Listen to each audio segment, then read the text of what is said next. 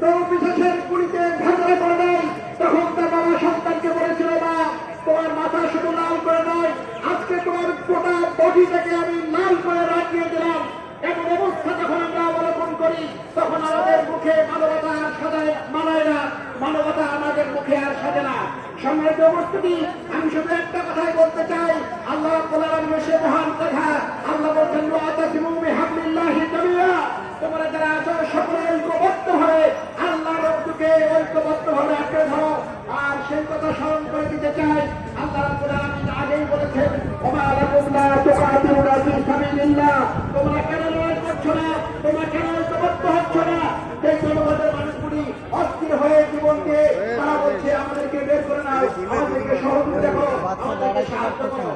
সম্মানিত উপস্থিতি, আসুন আল্লাহ রাব্বুল আলামিন সেই কথা থেকে আমরা ফিরে আসি, ঐক্যবদ্ধ হয়ে আমাদের আসল মানবতাকে ফিরে আনি।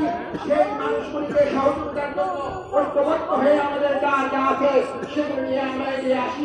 আল্লাহ রাব্বুল আলামিন আমাদের সহায় হন, সেই মানবতা আমাদের ফিরে আনার তৌফিক দান করুন। আমরা ঐক্যবদ্ধ হই, এই আশাবাদ ব্যক্ত করে শেষ করছি। আসসালামু আলাইকুম।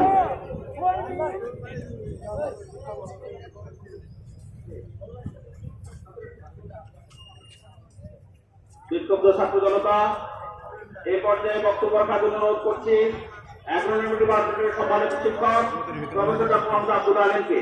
বক্তব্য নিয়ে আসছেন প্রফেসর ডক্টর মোহাম্মদ আব্দুল আলীম। বিসমিল্লাহির রহমানির রহিম। রাজশাহী বিশ্ববিদ্যালয় প্রশাসন কর্তৃক আয়োজিত আজকের এই প্রতিবাদ এবং মানববন্ধনে উপস্থিত শ্রদ্ধাভাজন শিক্ষকবৃন্দ, ছাত্রছাত্রীবৃন্দ, কর্মকর্তা কর্মচারীবৃন্দ উপস্থিত